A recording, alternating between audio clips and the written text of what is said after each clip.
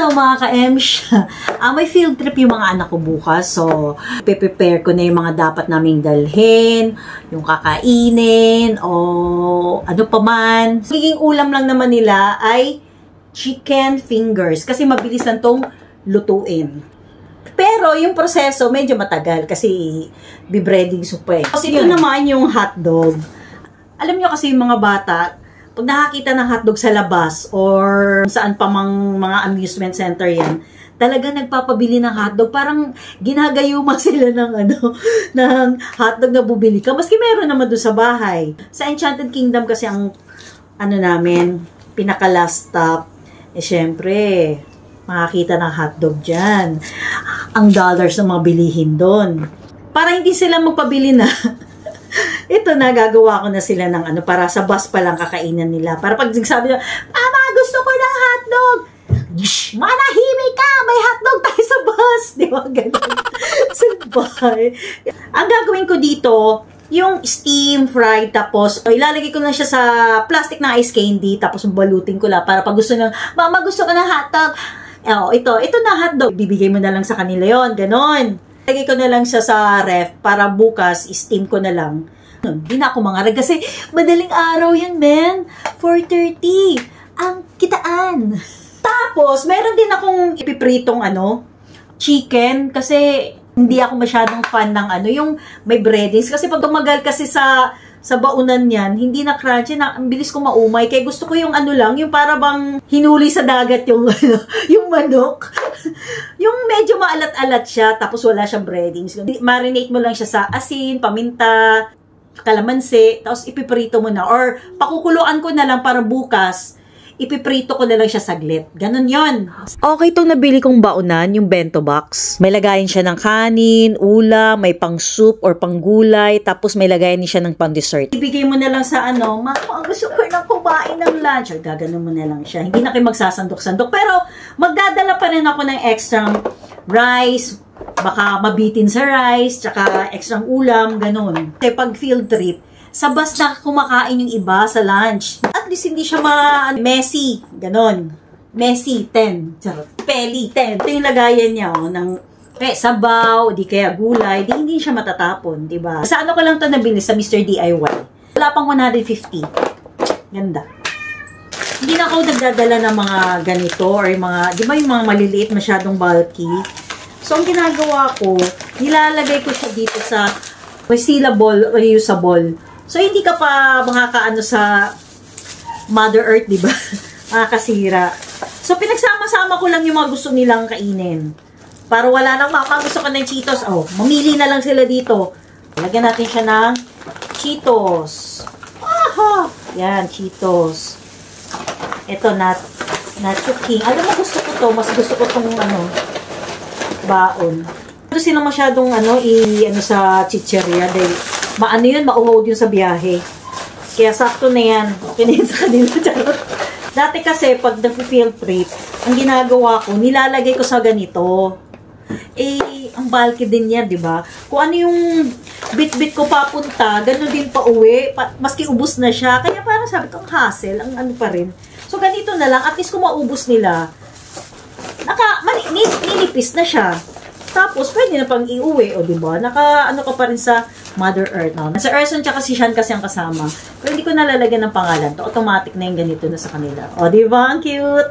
Babaon din ako ng mga candy, mga pang first aid kineme. Dahil di natin alam, diba? Dala ng Bonamine. Matik yan. May field trip. May ganyan. Kompleto ako. Dito na lahat ang gusto nilang kainin.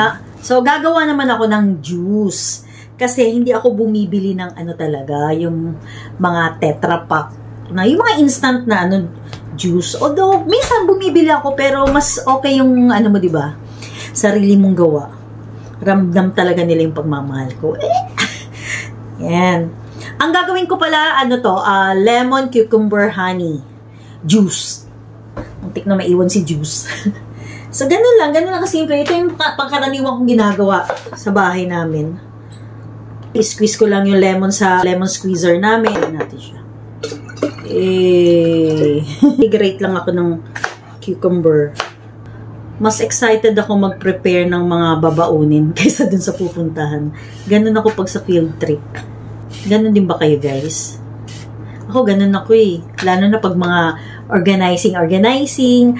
Tatanggalan ko lang siya ng buto. Pwede din namang hindi nyo tanggalan, lalo na pag mura pa naman yung pipino. Pero, nakaka-offend siya sa bibig. Nakaka-offend sa bibig. Nag-grate ko na yung cucumber. Ilalagay ko na siya dito. Maganda kasi parang may pulp siya. Maganda kasi itong inumin kesa dun sa mga instant juice. Kasi nga, yung alam nyo naman ang cucumber, refreshing. Tapos, lagyan ko lang siya ng honey. Pag hindi kasya, lagyan nyo na lang ng asukal. Ganun lang naman yun eh. I-refill ko siya dito. Yan. Ano to? 250 ml? Mas masustansya pa to kahit paano. Kontrolado ko pa yung sugar. Tapos ilalagay ko siya sa freezer para mag-frozen siya. Tapos ilalagay ko siya dun sa thermal bag. Para pag iinom sila, malamig pa, di ba? Tcharan! Magbabaon din kami ng mga candy, chocolate, pantanggal umay. Hindi naman. Ano naman yung bata gusto ng maraming mga chinichicha pag pag field trip. Yan, pwede na to. Huwag silang masyadong din sa matamis. Tapos ito, mint. Yan. Pampaano ng mga hininga. Tapos na yung drinks namin. Tapos yung namin, mga chicherya. Tapos yung freebies. Yan. Siyempre, yan yung mga damit. Medicine. Diba? Kompleto ako dyan. Ayan, antihistamine ko. Biogesic, Musep, ano ba to? Carbocysteine, meron pa dito Bonamine, Imodium. Yan, may cotton buds. Ewan ko ba't may cotton buds, if ever lang. Sas yan. Yun lang. Ayan, mga 3:30 na madaling araw, gising na ako para mag-prepare ng mga pagkain namin. Kaya wala akong masyadong tulog. Nagpiprito na ako ng hotdog at chicken fingers niyan. Nag-buttered vegetables na rin ako para may gulay naman kami. Sa pagmumultitasking ko, ayan, nasunugan ako ng hotdog. Kaya nagpatulong na lang ako sa mga anak ko para ibalot yung mga hotdog.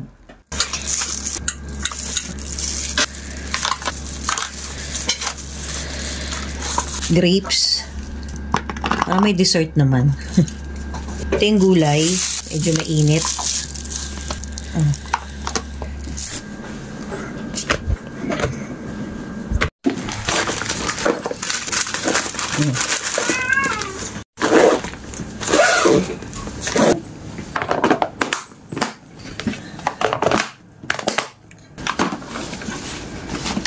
Hotdog.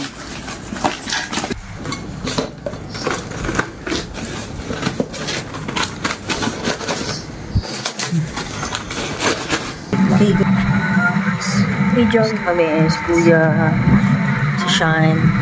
Thank you Ate Jessica sa paghatid. Good morning po. Good morning po. Si Kuya. Uy, wait lang po. Asa na? Ito na lang. Udol.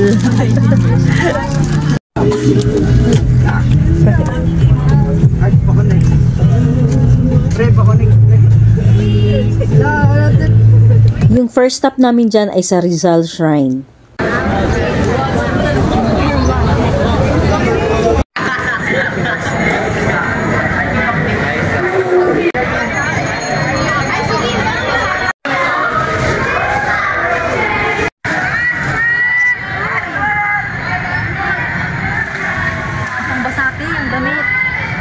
Dahil nasa Calamba, Laguna kami, pupuntahan na rin namin yung Rizal's tallest monument. Ayan, papunta na kami ng Gardenia Factory. Super excited ako dito. Kasi ilang beses na ako nakasama sa mga field trip ng mga anak ko. Laging hindi natutuloy. Kasi paunahan pala ang pagkuha ng slot dyan ng mga tour guide. May sinusunod silang kota. Kaya first come, first serve. Buti na lang napaaga yung dating ng bus namin. Kaya ayan, nakapasok kami. Pagpasok mo dyan, ang bango, amoy na amoy mo na talaga yung tinapay. Nasa gardenia ka na talaga, hindi mo maitatanggi. Pag akit mo sa taas, may papanood lang sa inyo na video about gardenia, tapos yung production nito. Mamamangha ka na lang talaga sa pagiging high-tech na factory nila. May freebies silang tinapay ha. Dito naman sa bake shop nila, ang dami kong biniling tinapay kasi malaki yung discount. Pinag-lunch muna kami bago kami pumunta sa Enchanted Kingdom. Kalokang field trip to, tirik na tirik yung araw, nakaka-offend. Char. Bawal po ba tumbler dito kuya? Ala, sayang, dapat pala kinuha ko. Iniwan ko pa yung tumbler kesyo bawal daw eh. Mahal ka na ng tubig dyan. Morning. Ay, good afternoon na pala. Ano po kayo, ma'am? Teacher po kayo? Parent na. Okay. Ingatan niyo po yung ticket for excellent. Thank you. Hey, this is CK. Sa sobrang init dyan, ang una namin sinakyan yung carousel kasi may bubong. Tsaka yan lang din ang kaya kong sakyan. Ayoko ng mga extreme rides. Ewan ko ba, simula nag-asawa ako, medyo nawala talaga yung confidence ko, yung pagiging adventurous ko, your honor. Dati mapapasakay mo ako sa Caterpillar. Ngayon hindi na, pang-carousel na lang talaga ako. Sa sobrang adventurous ko dati, nag-ghost hunting pa kami ng mga pamangkin ko. Pero nung nag-asawa ko, mga 80% ni Emily ay patay na. Zombie na lang ako ngayon. Charot! Ang dami ko nang kinakatakutan. Kasi puno na ako ng galit, lungkot at lumbay. Charot. So sobrang init dyan, hinayaan ko muna mag-explore si Sean. Naupo lang muna ako sa isang tabi na ilang minuto. Ito ang isa sa favorite ni Sean. Nakailang beses din siya pabalik-balik dyan. Si Erson naman, hinayaan ko muna siya makasama yung mga kaklase niya para makapag-banding naman sila.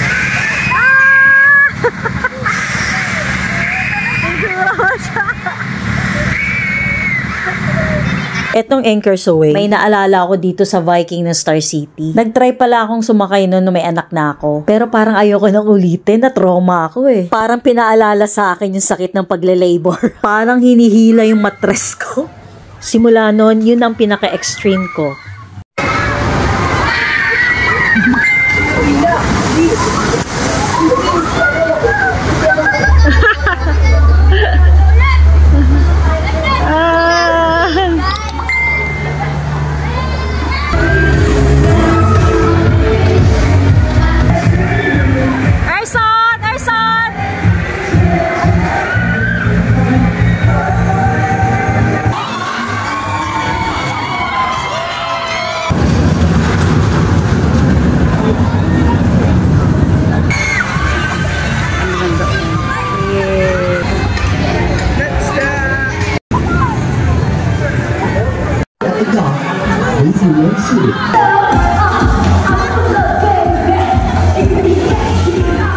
Kami na entertainment. Pwede namang magdala ng tumbler pala sa loob.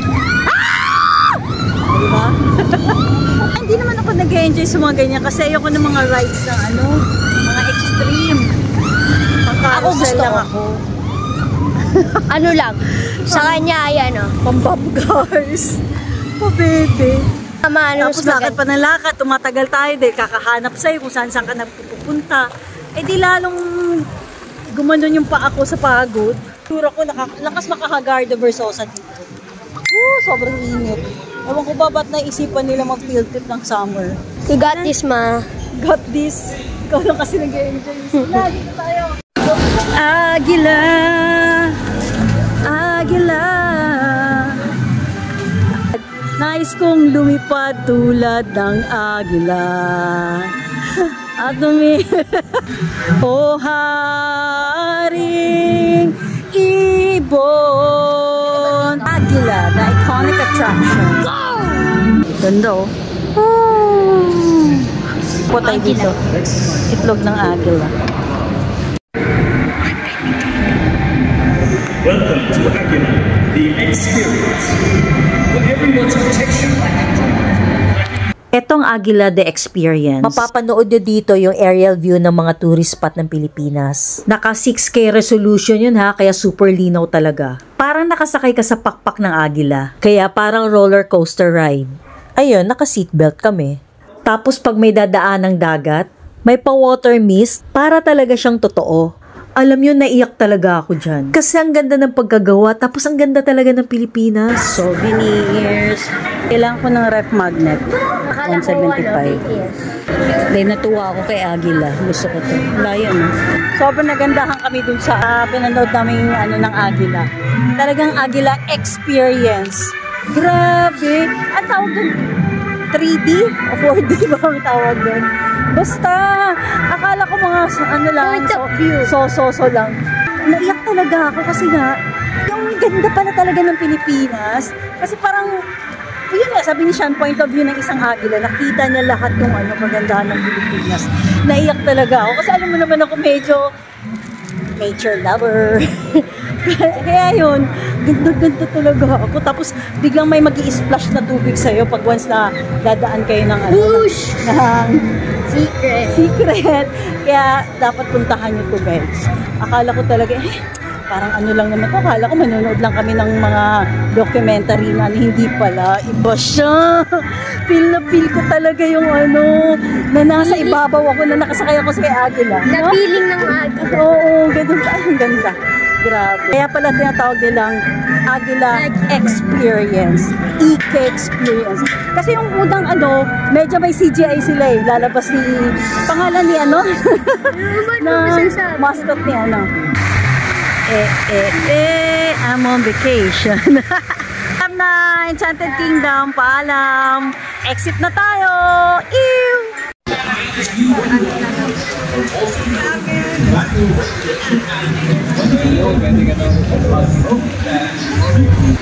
Doon kay Agila talaga sila nagpapaputok.